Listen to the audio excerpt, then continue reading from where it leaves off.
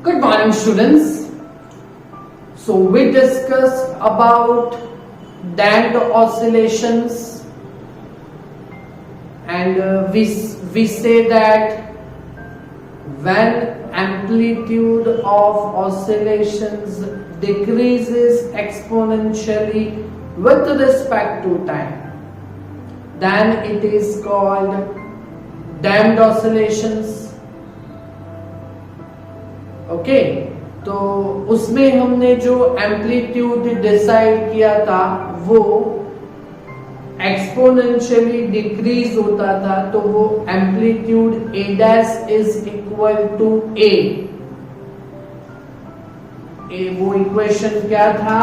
तो वो जो था वो amplitude A dash is equal to initial amplitude A और with exponentially decrease e raised to minus bt by twice m, where b was damping constant, m was mass and t was time.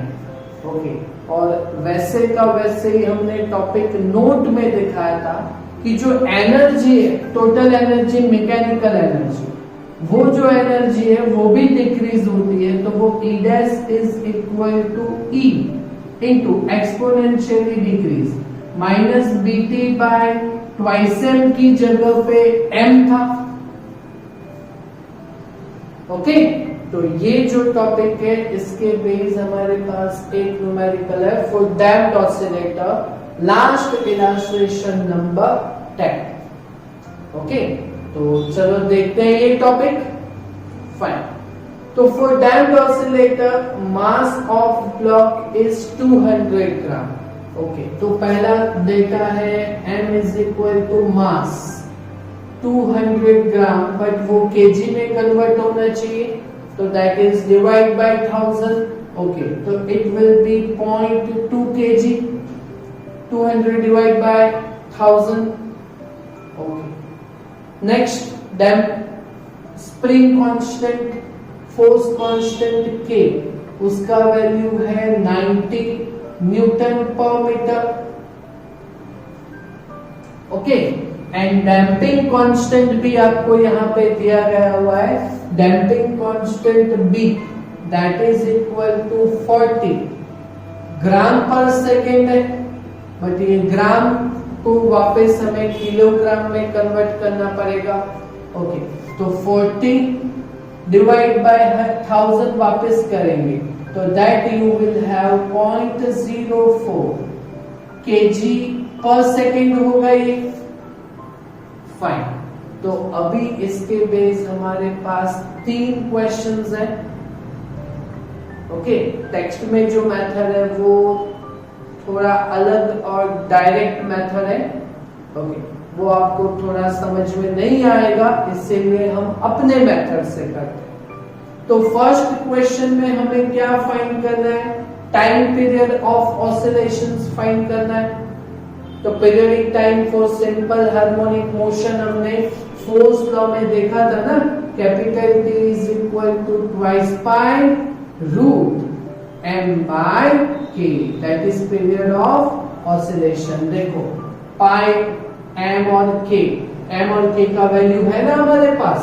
Okay, तो सिर्फ calculation ही करना है, तो 2 into 3.40 into root of mass, that is not 200, 0.2, और divide by force constant 90।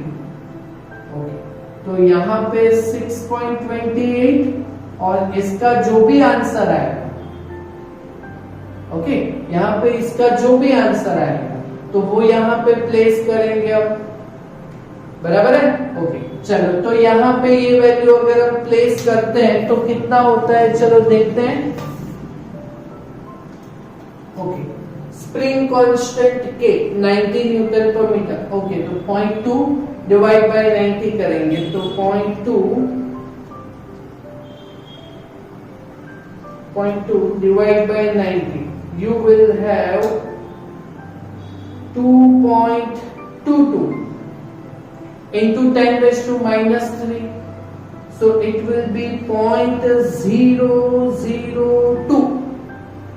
Okay, तो उसका अगर root लेते हैं तो रूट 0.0222. ओके, तो you will have, just wait, हाँ थोड़ा कैलसियम लगे ना, तो वो यहाँ पे देखते हैं 0.2, मास कितना है 0.2 डिवाइड बाय 90 करते हैं. ओके, तो 0.2 divide by 90, that is called 2.22 into 10⁻⁻3.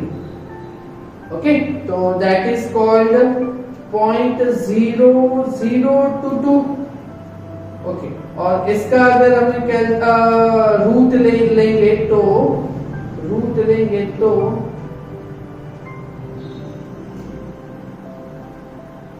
Okay, तो यू विल हैव 0.047. कितना होगा पॉइंट, ये कर सकोगे ना कैलकुलेशन. ओके, 0.047. ओके, तो 6.28 into 0.07, so that is called, you will have 0.2958.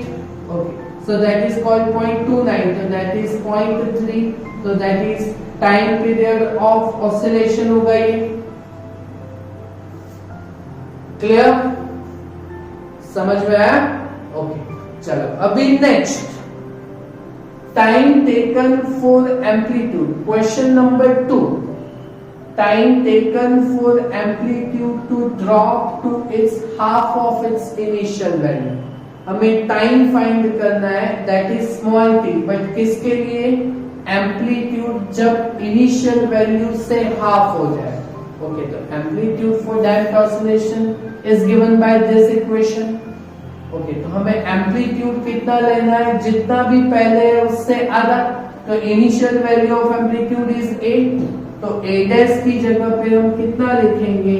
a/2 a into e⁻⁻bt/2m. Okay, चलो तो एम्पलीट्यूड कैंसिल हो जाएगा यहां से. ओके, तो यहाँ पे डिवाइड बाय 2 है, 2/1. अगर ऊपर लिखते हैं तो कितना होगा? 2/-1 e⁻⁻bt/2m. अभी देखो थोड़ा लॉग वाला मेथड यहाँ पे फॉलो अप में होगा, मैथमेटिकल. और लॉग वाला जो मेथड है वो आप केमिस्ट्री में न्यूमेरिकल्स करते ही हैं, है ना. तो चलो यहाँ पे दोनों का जो भी ऑर्डर है वो माइनस में, तो दोनों साइड प्लस लिख देते हैं. तो 2 is equal to e⁻+bt/2m.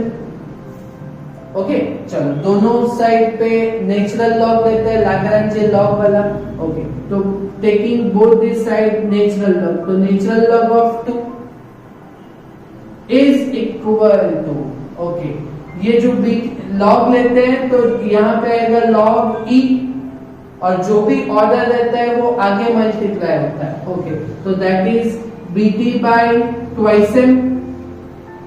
Okay, और ये जो नेचुरल लॉग ऑफ ई है ना, उसका वैल्यू रहता है 1. उसका वैल्यू कितना रहता है? 1.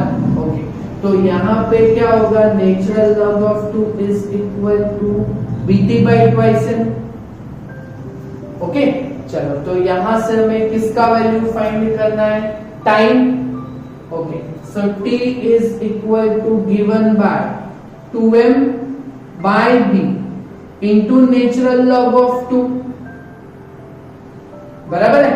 ओके, अभी ये समझिएगा, टेक्स्ट में यही है, t is equal to direct लिखा हुआ है log 2 divide by b/2m.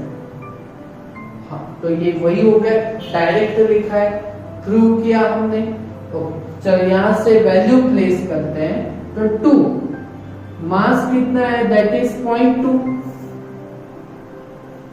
Divide by damping constant कितना है? That is 0.04.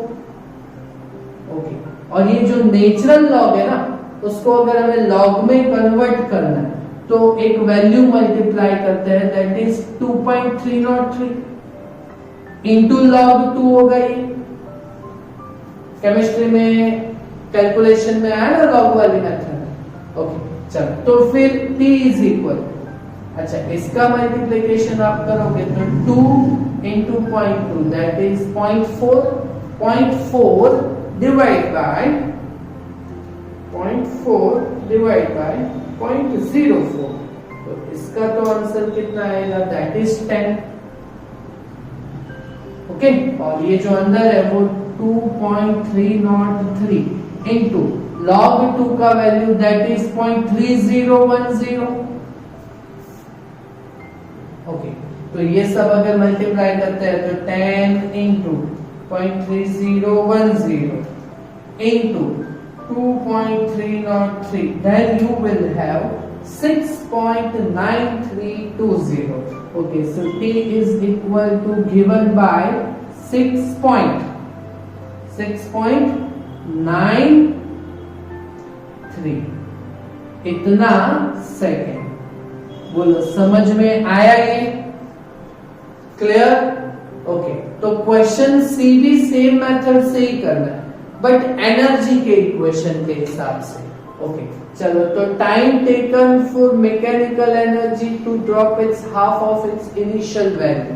ओके, तो मैकेनिकल एनर्जी का यही इक्वेशन है इसके हिसाब से, बट यहाँ पे 2 नहीं आएगा।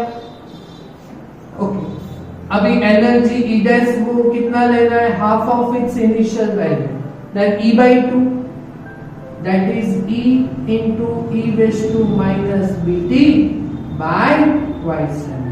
ओके, तो मैकेनिकल एनर्जी यहाँ से ही कैंसिल हो जाएगा, तो 1/2 that is 2 raise to minus 1 e raise to minus b t by m. अच्छा, दोनों का ऑर्डर नेगेटिव है, दोनों को पॉजिटिव लिख देते हैं, तो 2 is equal to e raise to b t by m. वापस दोनों साइड लॉग लेते हैं। ओके, तो natural log of 2 that is equal to जो भी ऑर्डर है वो आज मल्टीप्लाई हो जाएगा, तो bt by m। Okay, into natural log of e, ये लॉग ऑफ e का वैल्यू तो रहेगा 1। ओके, तो natural log of 2 that is equal to bt by m। तो हमें फाइंड क्या करना है, t, तो t is equal to given by m by b into log 2। Okay चलो, अभी देखो यहाँ पे 2 है ना, बाकी तो सब वैल्यू सेम है। ओके, तो इसका आंसर कितना आएगा, तो जितना भी ये आया हुआ है उससे आधा। ओके चलो, तो m बाय b का जो वैल्यू है, तो m that is 0.2, b that is 0.04, m 0.2, b that is 0.04 into log 2 का जो वैल्यू है, तो that is 2.303 into log 2, LOG log 2। Okay, और 0.2 डिवाइड बाय 0.04 अगर आप करोगे, तो देन यू विल हैव 5 और into 2.303 into log 2 that is 0.3010। Okay, तो इसका जो आंसर आएगा that is t is equal to, second में देखते हैं कितना आता है। ओके, तो 6.5 into 5 into 2.303 into 0.3010, you will have 3.46। कितना आएगा, 3.46 second. Okay, so this is the complete numerical of damped oscillator. Clear? कर सकोगे खुद से 4 मार्क्स का ये न्यूमेरिकल हो जाएगा ना? ओके, तो इतना काम आप कंप्लीट कीजिए। ओके, तो this is the last topic of our chapter number 14। इसके बाद एक फोर्स्ड ऑसिलेशन का टॉपिक है। ओके, तो वो स्कूल में आप सर को बोल दीजिएगा कि फोर्स्ड ऑसिलेशन थोड़ा चला दे, उसका कोई काम नहीं आ रहा है, किसी भी सॉल्यूशन ऑफ प्रॉब्लम में वो उसका सॉल्यूशन नहीं है, उसका काम नहीं आ रहा है, तो फिर इसको अभी हम जाने देते हैं। ओके, तो डैम्प्ड ऑसिलेशन तक हो जाएगा आपका काम। क्लियर? पक्का ना? ओके, तो इतना काम आप कंप्लीट कीजिएगा। So next time we will start our chapter. Okay, एक पीरियड और ले लेते हैं, मैं ही समझा देता हूँ फोर्स ऑसिलेशन वाला टॉपिक। एक पीरियड और ले लेते हैं, फिर बाद में हम चैप्टर स्टार्ट करेंगे, चैप्टर नंबर 15 वेव्स। ओके, हो जाएगा कंप्लीट। ओके, तो इतना काम आप कंप्लीट कीजिए। Thank you very much.